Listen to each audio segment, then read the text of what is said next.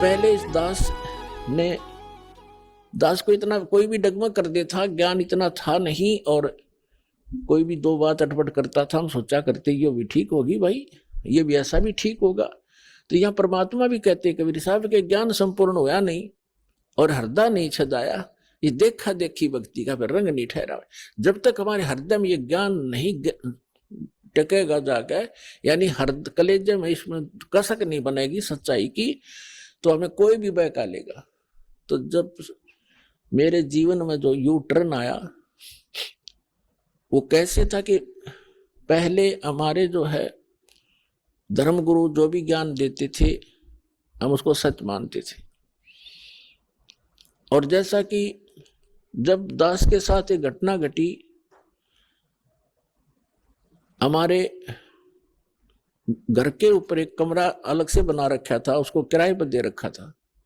उसमें एक आर्य समाजी यानी महर्षि दयानंद का चेला शास्त्री था,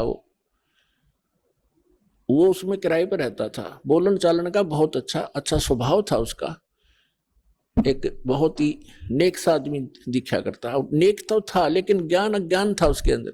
लेकिन इस नाम से, ज्ञान से पहले, इस परमात्मा वाले ज्ञान से पहले हम जो भी चर्चा भगवान की करते थे तो वो कहता था ऐसे नहीं वैसे नहीं, तो हम मान लेते थे भी आप कुछ एज भी आदमी था, एजड था, उसमें ठीक कह रहे, ये भी सच्चा है। जब ये ज्ञान दास को हुआ उससे पहले उससे चर्चा होती थी कि हमने हमारे सुना है कि जैसे द्रौपदी का चीर बढ़ा दिया भगवान ने, यानी साड़ी बढ़ा दी, तो वो कहता था नहीं ऐसा कुछ नहीं होता, ये तो सिर्फ एक पाखंडियों का भ्रम फैलाया हुआ है, ऐसा कुछ नहीं होता। तो हम ये भी मान लेते थे क्योंकि हमें कोई दृढ़ता नहीं थी।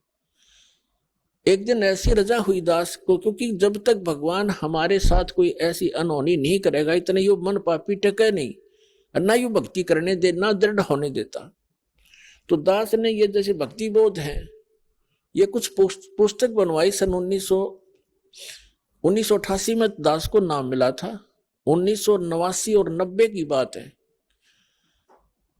और एक अलग से पूजा स्थल बनाया 5.5 बाई 15 फुट का, एक गैलरी के ऊपर सेकंड फ्लोर पर, और उसमें आमने सामने खिड़की में यहाँ हवा भी साफ आती रहेगी। आपने उसमें फोटो वगैरह लगा के मंदिर टाइप बना लिया। जब वो मकान हम बना रहे थे, थोड़ा शहर से बाहर था, तो मैं लाया जाली लोहे की, मच्छरों से बचाने के लिए जाली लगाते खिड़कियों पे। तो किसी भी कारण से मेरे से गलती लगी या उस सेठ के नौकर से गलती लगी, 8 इंच छोटी जाली काट दी आमने और सामने की, और मैं ले आया आके मैंने बच्चों से कहा कि ले इसको लगाओ। मकान तो बन चुका था, वो खिड़की वो लगाना रह रहा था। जब वो लगाने लगे, बड़ा लड़का और एक किराएदार था वहां, अन्य बिहार का था, उन दोनों ने लग के वो लगानी चाहिए। तो उन्होंने कहा जी ये तो छोटी है, और छोटी भी थोड़ी नहीं, 8-9 इंच ऊपर ऐसे खड़े तो सही, बराबर में छोटी थी, साइड में चौड़ाई में। मैंने देखा भी सच में छोटी है। दूसरी देखी, वो भी ऐसी, दोनों एक जैसी खिड़कियां थी आमने सामने। मैंने सोचा इन्हें रख दे लपेट के और स्टोर में डाल दी ऊपर। मैं वापस लेके जाऊंगा, वो लेगा नहीं, कहेगा मेरे क्या काम है, मैं ये राड बढ़ाया नहीं करते वक्त, मैंने डाल दी। कुछ दिन के बाद दास ने ये भक्ति बोध बनवाई। उस समय दास को दीक्षा देने का आदेश नहीं था तब तक। 1994 में दास को आदेश हुआ है। 6 वर्ष तक दास सेवा करता था, भक्तों को समझाता था, गुरु जी के पास ले जाकर दीक्षा दिलवाता था। फिर उनकी रजा हुई, आदेश दे दिया दास को अचानक कि आज के बाद तू गुरु होगा। और आज के बाद सबको बोल दिया कि इनसे उपदेश लो, जितने भी उनके सस्ते, जो इनको गुरु नहीं मानेगा मेरा कुछ नहीं लगता। अब इतना बड़ा जिम्मेवारी का काम दास को जब अचानक सौंप दिया तो पसीना पसीना हो गया। समझ वो भी गए कि बच्चा घबरा गया।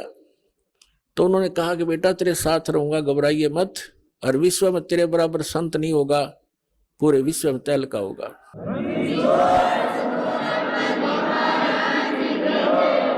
तो उस समय तो मुझे ऐसा लगा कि अपने बच्चे को सभी शाबाशी दिया करते हैं, और सभी अपने बच्चे की कामना किया करते हैं, ये बड़ा अफसर बनेगा और तू देखिए न्यू हो जाएगा। मुझे पता था मैं कैसा संत हूं और क्या मैं कर सकता हूं, लेकिन उस समर्थ के वचन से आज ये सब कुछ सफल हुआ है। आज देख रहे हो विश्व में कोई संत नाम की चीज नहीं। आप